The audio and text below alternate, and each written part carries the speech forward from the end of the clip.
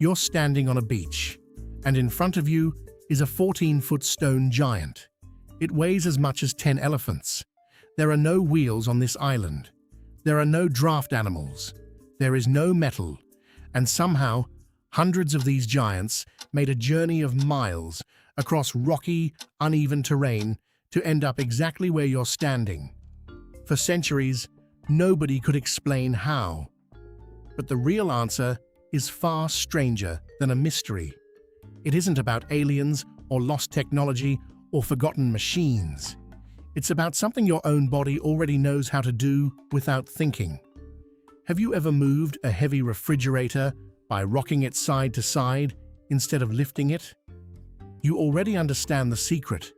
You just didn't know an entire civilization built itself around it. Rewind to the 5th century.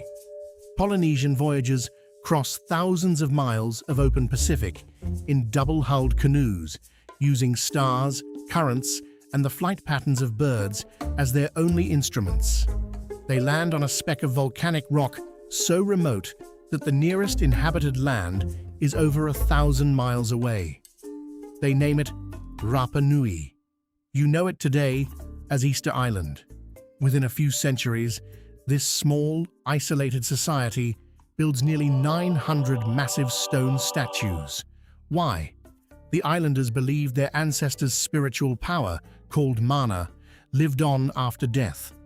The Moai were not decorations, they were vessels. Each statue was carved to house the concentrated authority of a chief or an ancestor, and once carved, it needed to travel from the quarry to the coast, where it would stand watch over the community, facing inward, protecting the living. Here's where the real puzzle begins. The quarry, Rano Raraku, sits miles from the coastline.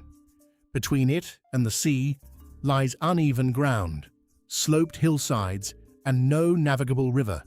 Some completed Moai weigh over 80 tons. How do you move something that heavy, that far, with only wood, rope, and human muscle? For decades, the leading theory was brutally simple. Cut down trees, lay them end to end, and drag the statue across them like a conveyor belt. It's the same method historians assumed built the pyramids. Simple, logical, and, as it turns out, probably wrong.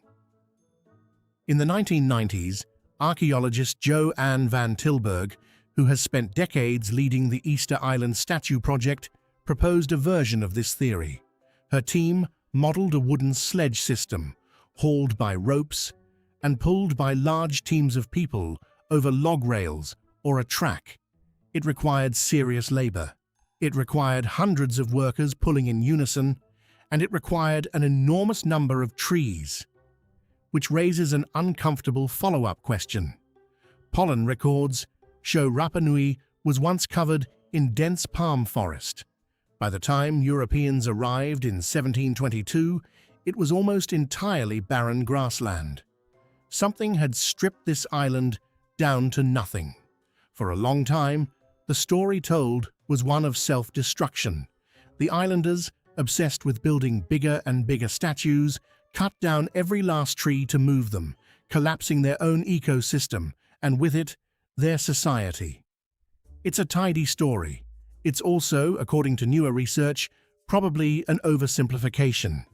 In 2011, archaeologists Terry Hunt of the University of Arizona and Carl Lipo of Binghamton University published findings that upended the sledge and log theory entirely. They noticed something in the ancient oral histories that had been sitting in plain sight the whole time. The islanders didn't say the statues were dragged. They said the statues walked. For years, this was treated as myth, a poetic exaggeration passed down through generations. But Hunt and Lipo took it literally, and they tested it. They built a replica Moai, roughly 10 feet tall and around 5 tons. Then, they attached 3 ropes, one to each side of the head and one to the back.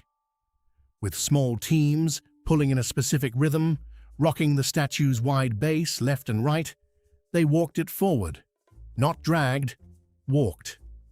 The statue's design itself was the key. The Moai lean slightly forward. Their bases are curved like the bottom of a rocking chair. That curve isn't an artistic accident. It's an engineering solution. A team pulling the left rope tips the statue right, swinging the right side forward. A team pulling the right rope tips it left, swinging the other side forward. Rock, step, rock, step. In their 2012 experiment, a team of 18 people walked a 5-ton replica about 100 yards in under an hour. Think about what that means. The people of Rapa Nui didn't need hundreds of workers. They didn't need to clear entire forests for log rollers. They needed rope, coordination, and a design so clever it turned brute geometry into forward motion. Suddenly, a story about reckless deforestation and self-inflicted collapse looks a lot more complicated. Maybe fewer trees were cut for transport than anyone assumed. Maybe the forest's disappearance had other causes entirely. Invasive rats that ate palm seeds before they could sprout, changing climate patterns, or simply centuries of slow land clearing for farming. The Moai, it turns out, may not have been the villain of this story. They may have been evidence of something closer to genius. Here's the detail that makes this stranger still. Look closely at the Moai, still lying along the ancient transport roads, abandoned mid-journey. Their bases are shaped differently than the ones that made it all the way to their final platforms. The ones in transit have wider, more rounded, D-shaped bases, precisely engineered for the rocking motion.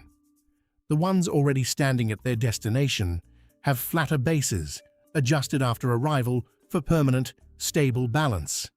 This isn't coincidence. It's proof of a two-stage design, one shape built specifically for the walk, another built specifically for the stand. An entire civilization solved a three-dimensional physics problem using only stone tools, rope fiber, and a deep understanding of center of mass, centuries before anyone wrote the word torque down on paper.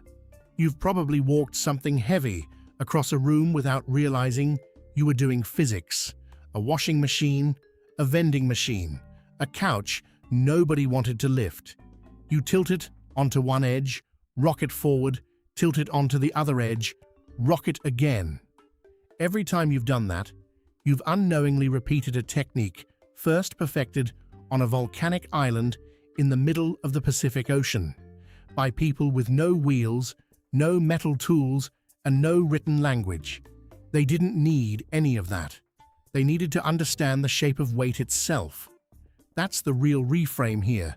For centuries, this story was told as a tragedy, a warning about ecological ruin brought on by obsession and ego.